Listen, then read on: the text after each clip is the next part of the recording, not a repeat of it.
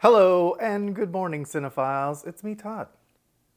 We have not one, but two FYC events today. The first one is Secret of the Elephants, the National Geographic show on Disney+. And we're going to the Disney lot for that one. And then, later on, it's Prey, back up at Harmony Gold. So are you ready? Let's go!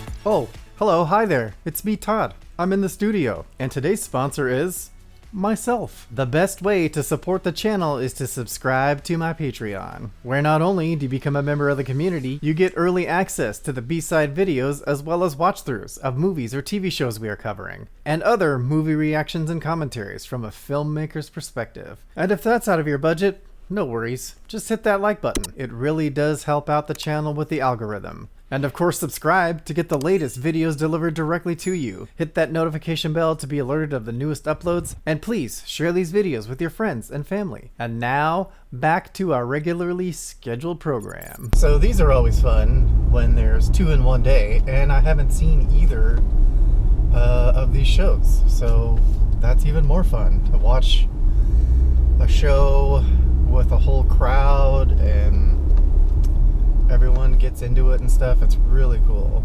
And right now we are headed to the Disney Studio, so we're going to be driving through the area where all the studios are, and I'll point them out to you along the way. As you can see by the sign right there, straight up that street is where Universal Studios is. And we're going to drive right by one of the back lot studios as we head towards where Warner Brothers is. And as you can see right here, there's stage 44 and 43. That's where they used to have the Superstore building, you know, the Superstore show that was on NBC or on Universal for a while. Right there, that was where it was. And then straight ahead is Warner Brothers. Look at that. The whole Warner Brothers lot. Boom.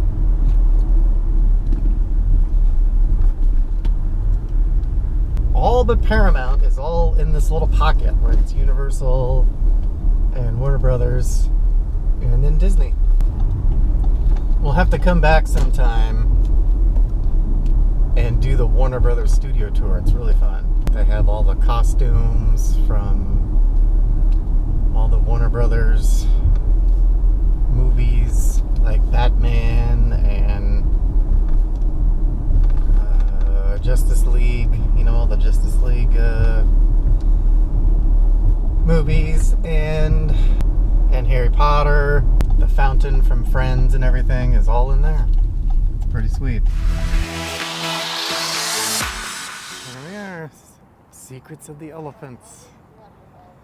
Headed into the back stages here at the Disney Studios. There's the animation building over there. And there's the water tower. Alright, there's this is the on-site Disney store. So the employee Disney store is there, which we've been to for the Midnight Madness filming locations video. So click that card in the upper right for my Midnight Madness filming locations. Hello. Welcome. You're gonna head down to the stop sign there and make a left. All right, thank you so much. Yeah, of course. Yeah. So they are sending us to the screening room, which we've also been into for the Bed Knobs and Broomsticks event here. So we're heading back to that same movie studio. And no matter how many times I've been here, it's always just amazing to be here at the Disney lot. I mean, how freaking cool is this?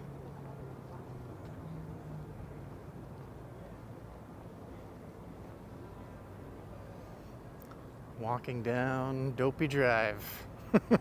CEO of Wildlife Direct, Dr. Paula Kahumbu.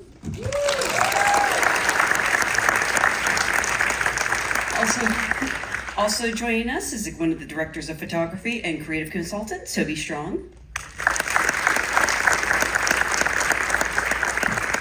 And also with us is the series director of photography, also known for his work on Great Migrations. Please welcome Bob Poole. Thank you all so much for being here, and congratulations on a beautiful, by the way, I'd seen this before, but literally like on my iPhone, so to get to watch it on the screen was incredible. I'm curious for each of you, first of all, where did you sort of develop this passion for telling stories about our planet? Shall I go first? Sure. I'm from Kenya, and we have such an incredible richness of wildlife and amazing stories because of our people and their long relationship with animals. But we are facing a planetary crisis right now with climate change and species extinctions. And I realize that the power of stories to help bring on board everybody, from children to grandparents, to support us in conservation was something we really had to do. So although I'm an ecologist, I use storytelling, filmmaking, and getting people out of their homes and into the wild to tell those stories. And you're right, seeing it on that screen, oh my gosh, so emotional. This wasn't your first time on a big screen, Incredible. was it? It is, absolutely. Wow. On a screen like this, absolutely. Yeah. That's amazing. Phenomenal. Toby, for you? For me as well, I spent last year in the desert, and to be sat here with you guys in LA, seeing this for the first time for me on a big screen, I literally missed the first half cry. It was a really special moment for me to be able to share it with you guys. I grew up in the country, I always knew the countryside and nature and wanted that to be my life, and I thought it would be very direct. I took expeditions, and then someone gave me an old camera, and I realized through film you can reach so many more people. And that's been my journey to engender a passion for the natural world, to highlight just how fragile and precious this tiny little amazing world of ours is. And Bob, for you? Yeah, like Paula, I grew up in Kenya, and my father worked in conservation. I was lucky to get started with National Geographic as a teenager, working on a film about elephants. And it's been my life career is making films about elephants. And I think the thing that story does is it engages people to kind of want to care. You can't possibly not spend time with elephants and not love them. I mean, they are such magnificent creatures, and so to be able to share that through film and through story is just, a magnificent thing to be able to do. So in that particular instance, I timed that shoot because the rains hopefully come at that time and some water may come down. It's like one beat of the desert's heart, which hopefully pumps enough nutrients and water to sustain the desert. So we were there, and we were at one bend in the river waiting for this little bit of water to come, and this bull elephant came out of the desert and stood next to us under a tree waiting as well. And as the water arrived, he came out and reached down and threw the first water over himself for a year. So I'm busily trying to fill with tears again coming down my face. But then the water kept coming and it kept coming. So we thought, as Naki Paul was saying, that it was going to be a story about sustenance and relief, and it very quickly became one about survival. And there's one drone shot I don't remember who sort of it's calmly looking down as the water's coming through, and that's all very well, but what you can't see is myself and Paul, the guy, in the Land Rover driving at about 30, 40 miles an hour down the riverbed away from the flood. And I'm like, calm down, slow down. He's like, well, can't, we're going to get hit. I'm trying to fly the drone. And we were driving away from this flood, trying to fly the drone, trying to find points to jump out and to film the elephants who were also escaping the riverbed. So it became very quickly a situation of survival for the elephants and for us to try and escape the flood. And you can't plan these things, right? You go out with the intention, it's the end of the dry season, so we're going to focus on that behavior the elephants are, exhibiting because it's so desperate for them, and we're hoping for the rain to come. you know, it's just like that. You plan for everything, and I had stashed in the back of the vehicle a time-lapse unit ready to go just in case it should ever happen. I saw a storm coming and I ran up onto a hill, plopped the camera down, turned it on, and that was, you know, there it came. I mean, it was amazing. First storm to hit in like 8 years. Wow. But to Toby, what Toby's saying is no joke, because you get stuck in the river, which happened to us many times. And then you have a flash flood imminently coming again. You know, it's really tricky. I want a second series about the making of this series, just following all of you. That sounds action-packed too. So you really, you know, there are things that you can kind of hope for, but you can't really plan ahead. So Toby, how do you go about making a global series, you know, on elephants when you can't script it? Yeah, these guys, it's been an absolute passion. I love elephants, and to be asked to work on a series on elephants is the greatest dream. So you go, okay, elephants, they're big, grey and wrinkled. It's like, how do we make this different? So we broke it down into the 4 regions. So there's Asia, deserts, savanna and forests. And I remember very early on taking a cup of tea and sitting by the river and thinking about each of those programs. And what do we think about that? So if we take Asia, it's very much the human episode. So for me with lenses, that's like a 24mm. It's kind of how we see the world, kind of like this. And then it's really bright. It's bright in Asia, you've got saturated colors, it's loud sounds, lots of music. But then if you think about the forest elephants, for those guys, even trying to glimpse an elephant was a massive achievement. So the lens is a little bit tighter and you're always just revealing behind undergrowth, behind a tree. It's slightly dark, high contrast, lots of insects. Savannah's our home. It's where we all come from, so we know it. It's a wider lens. There's depth of color, depth of field in it. And then deserts, my baby, it's super wide, unfeasibly wide. But then the detail, the macros, you saw like the elephant's toenail, or the insects scurrying across and the silence or tiny bits of sound. So then suddenly you're like, oh, okay, we've got a style. We've got a style for each of the programs, and we've got a toolkit of how we can approach them. I was just fascinated by the eyelash. How can I get those eyelashes that some of those elephants have? They're the greatest eyelashes in all of nature. Apart from giraffes. Giraffes have really good ones. Can I just add on the issue of the different episodes, because there are people who've been studying elephants for decades. They are one of the most studied elephants in the world. And so we have people in Asia and Africa who have so much knowledge about them, and finding and picking the stories that will carry the kind of narrative that you've just seen was really, really difficult. And there are amazing people, not just scientists who study in the world's top universities, but local communities on the ground who've witnessed things that become nuggets and gems that really made this series very, very special. For the film we just watched, we were out there 7 months, I would say. Just for this episode? For this one, and so concurrently there are teams. Please don't think the whole series was made by us 3.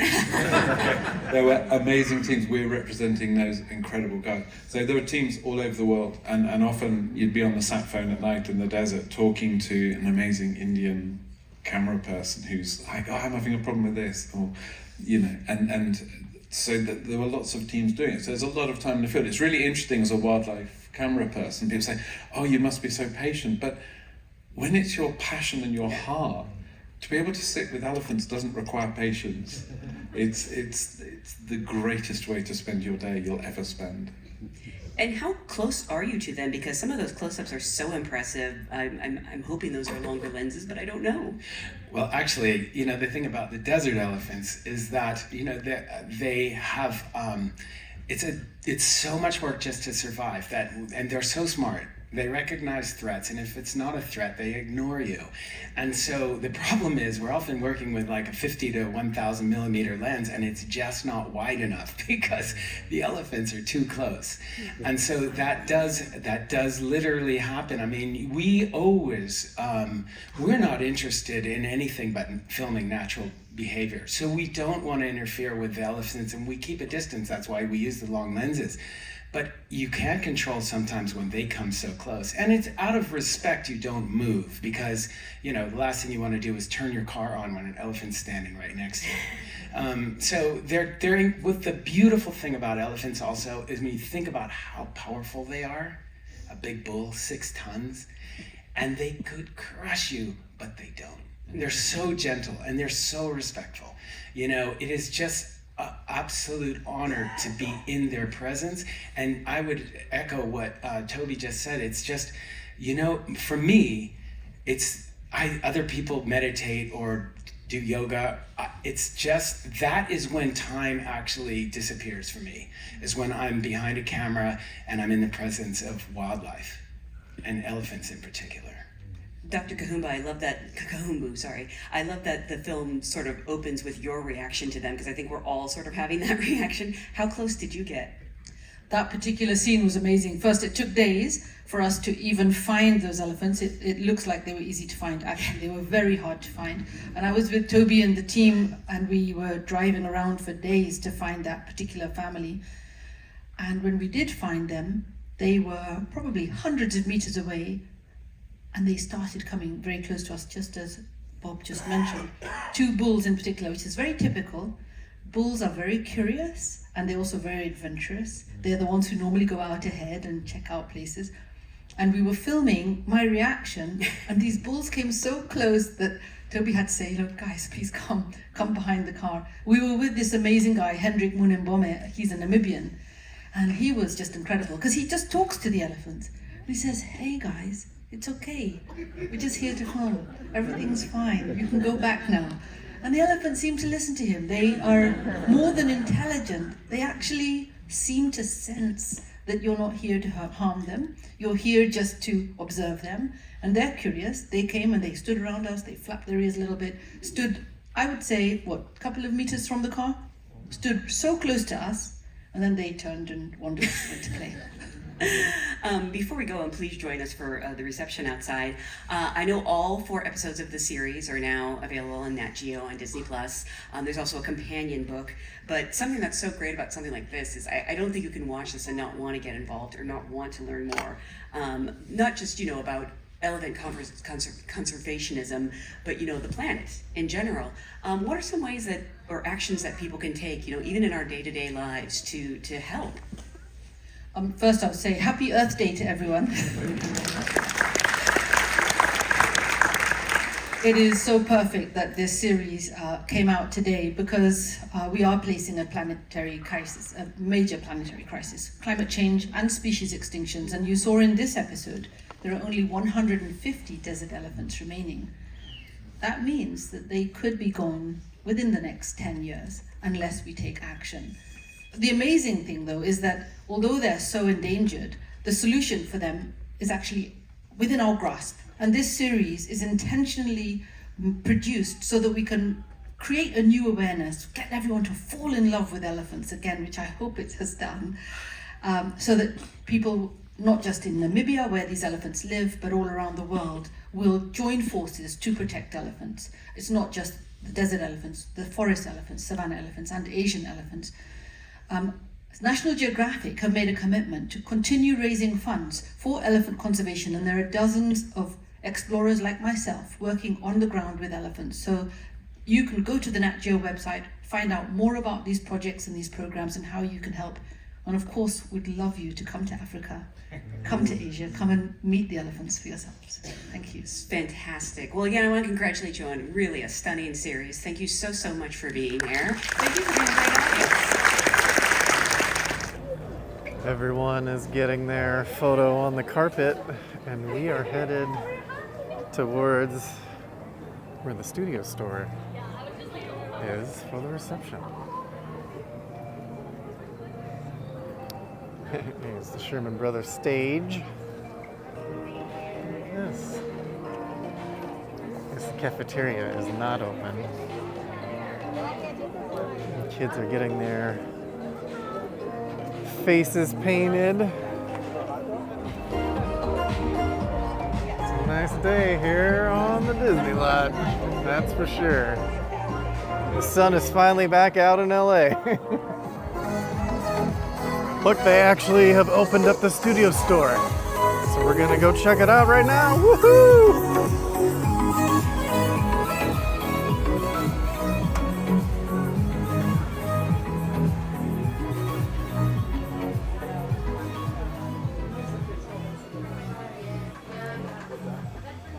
Get some 100 Years of Wonder merch. Yes. Some Oswald stuff. Look at the Oswald ears.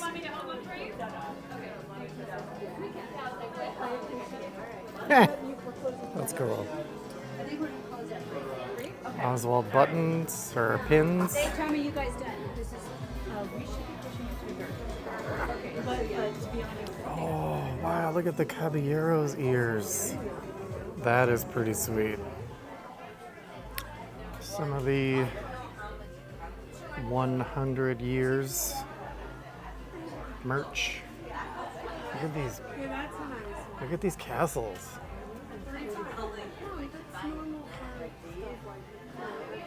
Mickey ears. Look at this old Walt and his brother doing one of the Alice shorts with his first camera. Din Grogu. And look at these May the 4th hats. That is pretty sweet. Greedo, May the 4th be with you hats. Oh, was it? And May the 4th shirts. All right, what would you have gotten here at the studio store? Nothing really piqued my interest, but it's always fun to look around and see all the new merch. Did you know that they test products at the actual studio store to see if employees will buy the merchandise? That is a test that it will sell in the parks. So, do you know what famous product was actually tested in the studio store and it sold out immediately? Was the little Mickey head balls you put on your antenna, the ball antennas. Sold in there first. It sold out immediately, and then they knew they had a hit. And then that's how the Mickey ball antenna came to be. I never stopped and read the plaque here at the Sherman Brothers stage. Let's see what it says. Several of the Sherman's most notable Disney songs and scores were recorded here on Stage A. Wow! Including music from Walt Disney's Enchanted Tiki Room, It's a Small World, Mary Poppins, the Winnie the Pooh featurettes, The Jungle Book, and Bed Knobs and Broomsticks. Wow, I never knew that. I walked by here so many times. And here in Stage A is where it was all recorded. And that wraps it up here at the Disney lot for Secret of the Elephants. What did everyone think? That was such a cool event, right? Don't forget to like and share and subscribe and hit me on all the social medias. And Pray is up next. Don't forget, click that one right there. That's the one. Get you to see Pray next. I'm out of here.